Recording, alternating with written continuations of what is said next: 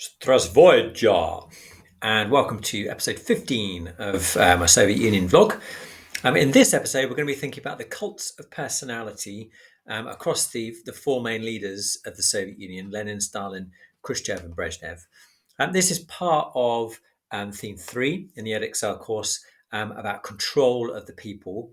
And actually, the exact specification words are the role played by the personality cults of Stalin, Khrushchev, and Brezhnev, so not Lenin, but we're going to include him anyway, as propaganda and a form of control. And the main two ways in which these have come up in exam questions in the past have been as an option in saying, well, what was the most effective form of control? And you can contrast personality cults with the given factor, which might be that or might be something else. Art and culture would be one, media propaganda, which we talked about last time, and some sort of form of terror or secret police would be one other. And probably would say that was the most effective form of control ultimately. The other way in which they come up is by comparison in a change and continuity kind of way, and saying, how different was Stalin's personality cult from Khrushchev and Brezhnev's, for instance, or some other version of that. So let's get cracking. So when we say personality cults, what we mean by that is kind of almost like the religious, and in many ways, personality cults are a slightly kind of attempt to replace religion in people's hearts and minds, a sort of religious veneration of the leader, a promotion of the positive message of communism, a promotion of propaganda about the regime by focusing on the personality and heroism of the individual in charge of the Soviet Union at that particular time. Now, it should be said that that's against the Marxist ideal of the collective.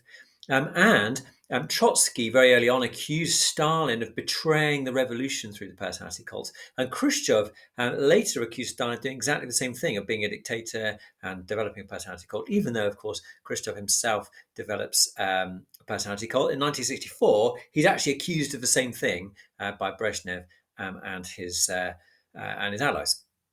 So the personality cult is not very Marxist, but it's used by each of the four leaders to a greater or lesser extent. And in many ways, it's used because it raises them above the collective and insulates them, perhaps as leader, because they are seen as special and more important and somehow crucial to the successes of the regime. But of course, and particularly in Khrushchev's case, it also isolates them when things go wrong because it's very much more their fault. Ironically, in much the same way it happened to Tsar Nicholas II in the First World War. So Lenin, during his lifetime, Lenin therefore actually kind of is quite reluctant to engage in any sort of personality cult type stuff, but it starts to be developed around him nevertheless. He's portrayed as something of a prophet of Marxism, a man who's foreseen the future. He's quoted extensively during his own lifetime. When he dies, almost straight away, a personality cult is retrospectively put in place. So he's hailed as a hero of the revolution. Images of him appear everywhere in newspapers, cinemas, statues. His body, of course, is embalmed and placed in Red Square, so you can queue and see it.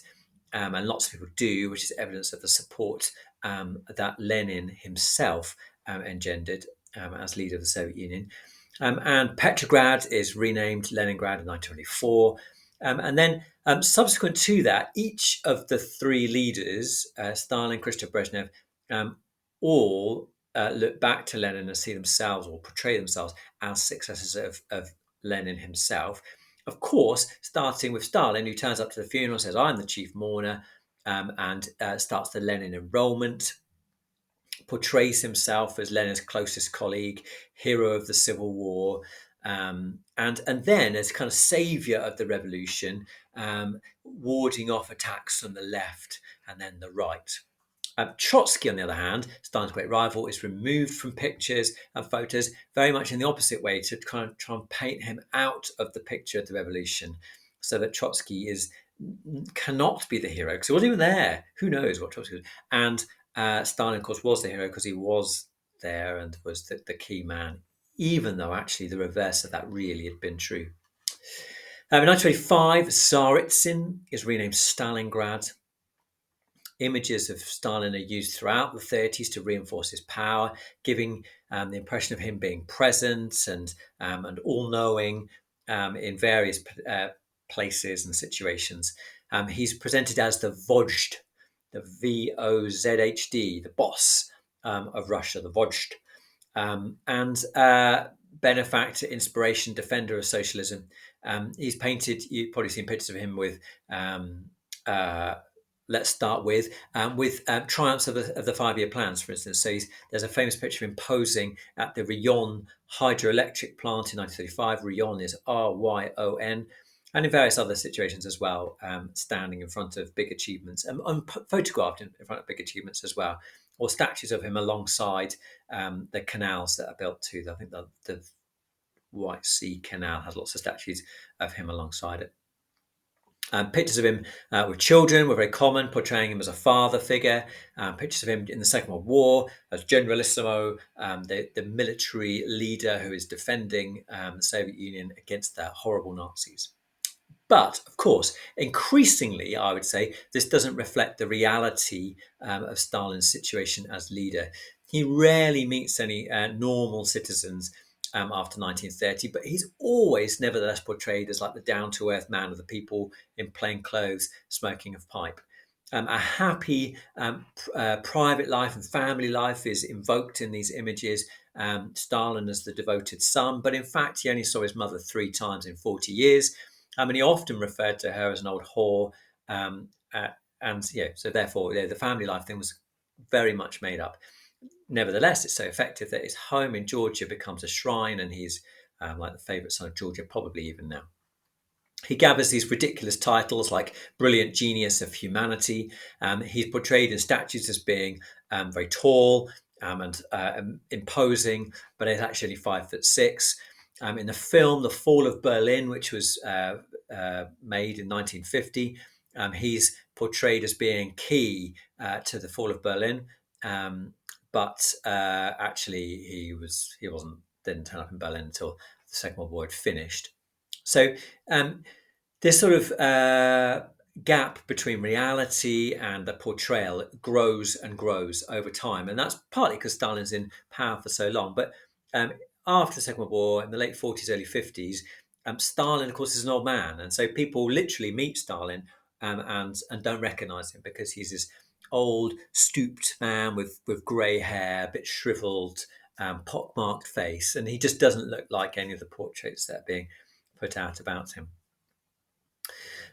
Nevertheless, key to emphasise, it does work. By the end of the Second World War, Stalin's popularity has grown immensely.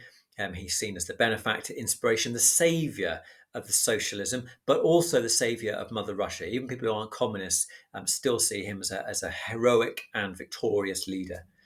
And so it's the case when he dies, even prisoners in the gulags are some of them at least, weep because Stalin is seen as being such a heroic figure, so important for the Soviet Union.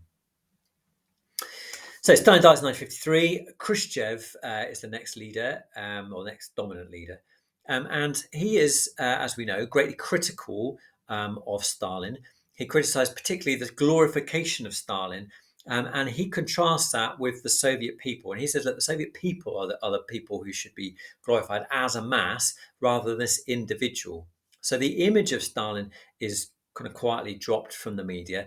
Lenin, though, still features enormously, and Khrushchev aligns himself to be successor to Lenin and the real kind of bringing on the real path of socialism through that. Khrushchev, it should be obvious that the development of personality cult helps him out because he's trying to emerge from a collective leadership and set himself apart.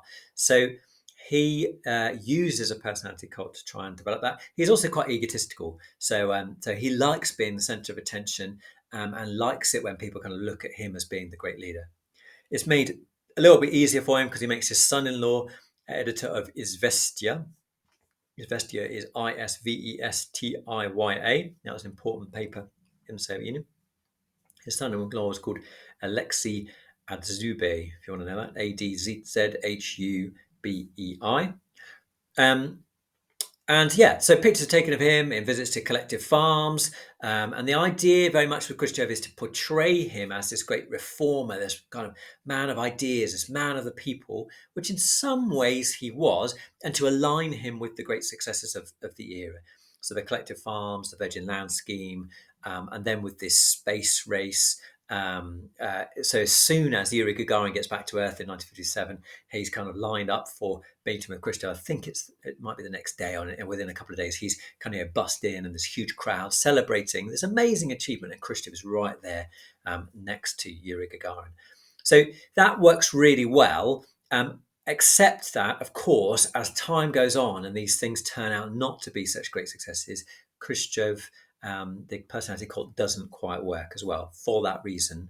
And also, I guess, because Khrushchev is quite a divisive person in the party. So perhaps people who don't know him or don't see him around might buy into it, but the people in the party are a bit more skeptical. In some ways, the reverse of that is true with Brezhnev. So after 1964, the personality cult is used reversed. No mention of Khrushchev anymore. Some mention of Stalin, but not much. Lenin is still the hero.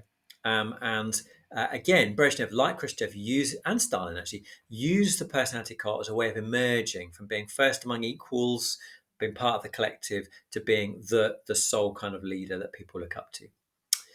And Brezhnev is portrayed as this hero of World War II, but also a man dedicated now to building world peace through détente, the Cold War pause in relations. A man of the people, again, like Khrushchev, to an extent like Stalin, I guess. Khrushchev, who had begun out in the steel industry, but with Khrushchev is kind of less convincing, I suppose. With Brezhnev, you could make the argument that actually the cult personality is not so much about projecting his power and reflecting his power, so much as a substitute for that power. And that it gives him the symbols of being in charge without him actually having to do that. As I said, with Brezhnev, he is quite popular in the party, partly because he stopped Khrushchev's dangerous reforms, which would change everything. And so the personality cult, to an extent, works for him there. But beyond that, it begins to fall apart a little bit, to crumble at the edges and to fade away. So there's a popular joke at Brezhnev's expense. He gets all these medals. He's a bit of a kleptomaniac for medals. And there's a popular joke about him having his chest expanded to fit all the medals that he has. He is awarded crazily optimistic awards, like the Lenin Prize for Literature for his poorly written memoirs, which exaggerate his role in the Second World War. And overall, he becomes a bit of the butt of jokes, partly because the development of media meant that you could see Brezhnev on TV, and to an extent in person and pictures, and you could see the mismatch between this idea that he's an amazing leader and this, what's happening, and also because of the stagnation of the economy. It's clear again that the Soviet Union isn't progressing in the way that it had done. And whereas under Stalin, he'd sort of said, oh, well, hard times now, great future. By the 60s and 70s, people had fallen, were not falling for that anymore, I guess, and are more skeptical and cynical all round. So it kind of doesn't quite fit the zeitgeist, if you will. However, the personality cult is really helpful once he gets very ill from 1975, because it kind of keeps him going as a leader in the minds of people. He was pretty incapacitated, but people still thought of him as this leader before. And so the advantages of the personality cult for the party, it was great to have a leader who focused unity and loyalty, especially in times of crisis.